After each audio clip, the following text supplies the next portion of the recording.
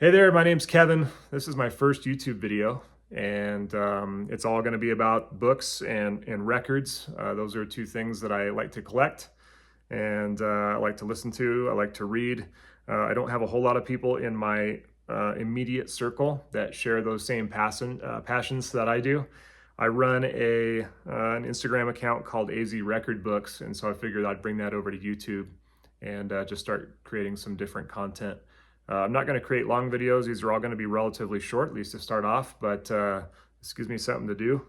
And yeah, I like mostly sci-fi, a little bit of fantasy, a little bit of horror when it comes to my books. And I'm starting to get into a little bit more of the classics and whatnot. Right now, I'm reading chapter by chapter, the Brothers Karamazov. I hope I'm pronouncing that right. And then Moby Dick and whatnot. So kind of taking slow bites out of those. But I thought I'd start off just by sharing a couple books that I've read recently. I got into Clifford D. Simak. The first one I read by him is City. I found this at my local library for $1. They have actually, despite being a small library, a great selection of sci-fi, fantasy, and weird shit. So City was phenomenal. I didn't know there was a thing called pastoral sci-fi until I read this. Robots, and at the same time, cabin out in the middle of nowhere, that's been passed down, from generation to generation. And, these robots over time have remained as humans have not. There's a whole bunch of stuff with dogs and basically just kind of the natural order of things taking a shift, and just kind of questions, just the longevity of humanity. Really, really great book. Great introduction to Simak. And then after that, I read Waystation by Simak as well. And I enjoyed this one even more. Kind of an old farmhouse in the middle of nowhere, think the central United States. It's like the way that Clifford Simak writes. It's like you can hear the chair creaking as the protagonist leans forward and writes in his journal. You can smell the apple orchard. You can, hear the wind through the tall grass and through the trees. And yet he really gracefully brings in, intergalactic politics and, visitors from outer space to this main character, in this farmhouse. Phenomenal. And I really like Simak. I really like, apparently, I really like pastoral sci-fi. So looking forward to reading more of those type of things. I also have discovered over the last couple of years that I really enjoy Robert Silverburg. I actually started with Downward to the Earth and absolutely love this book. I don't know, kind of the main point for those who have read it, or if you sort of know about it, it's just, it's never too late to go back and correct the things that you've done, as a human being, with the people in your life. Yeah, I really don't know what else to say about it. I'm not real good with words and with painting pictures of things. If you want to, go after that, go watch Book Pilled or the Sci-Fi Shed or somebody else who knows what they're doing more than me. But Robert Silverberg is an absolute craftsman when it comes to creating a really good story. This is one of the best books that I've ever read, 5 stars on Goodreads. I then read The World Inside.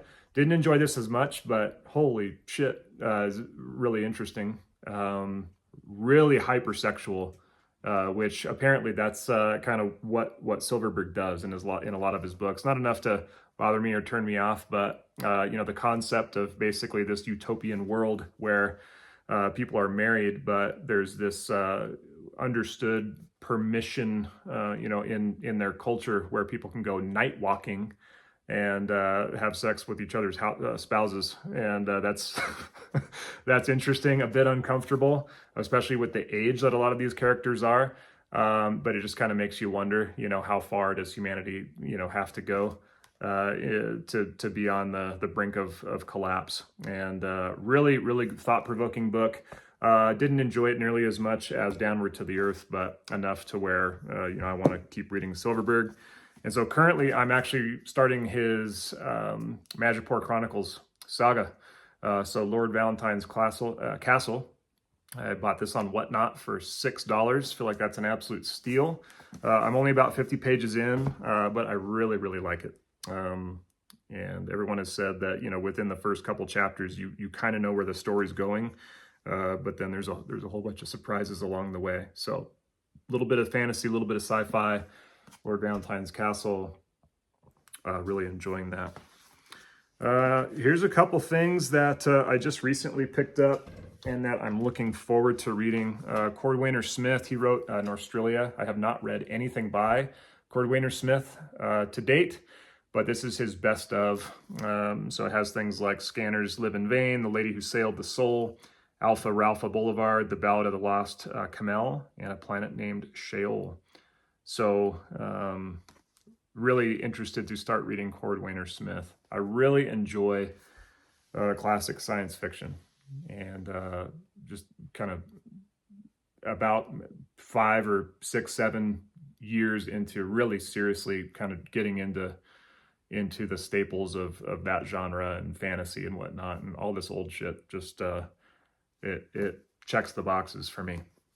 Arthur C. Clarke, I've read a few of his books, but Childhood's End I have not, and I'm looking forward to reading this a lot. I have 2 copies of this. I found this one again for $1 at my library, and short book, but I've heard as far as a first contact novel goes, this one's hard to beat, similar to Rendezvous with Rama and whatnot. So looking forward to reading more Arthur C. Clarke. And then this by Anne McCaffrey, No One Noticed the Cat. I'm actually reading this with my kids right now. My daughter is 7, obsessed with kitties. And so we picked this one up. And it's maybe a little bit above her head as far as just a lot of the way. It's almost like reading the King James Bible, for those of you who have ever read that.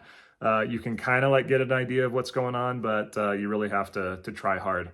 But so far, so good. We're about a third of the way through, and we're all enjoying that. So No One Noticed the Cat. I'm enjoying it, and my kids are enjoying it. So that'll be good. As far as records go, I've been listening to a whole bunch of stuff lately, but Glenn Hansard has always been one of my favorites. And I bought this a few years back, this Wild Willing. But you really can't go wrong with Glenn Hansard. It really doesn't matter, what kind of mood you're in. Or what's going on. Right now it's snowing outside. It just started a few minutes ago.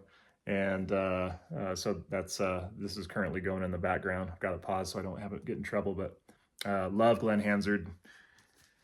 And lastly, I don't know if there's any Wilco fans out there. Wilco's one of my favorites. I went to junior college a long time ago, and one of my instructors for economics is Jeff Tweedy's sister. So that was a pretty cool little introduction. But I love Wilco. The Whole Love's one of my favorite albums. Art of the Almost is like one of the best intro tracks. Reminds me of Radiohead and a lot of the shit that they do to start off albums and whatnot. So looking forward to doing more of this. And yeah, take care.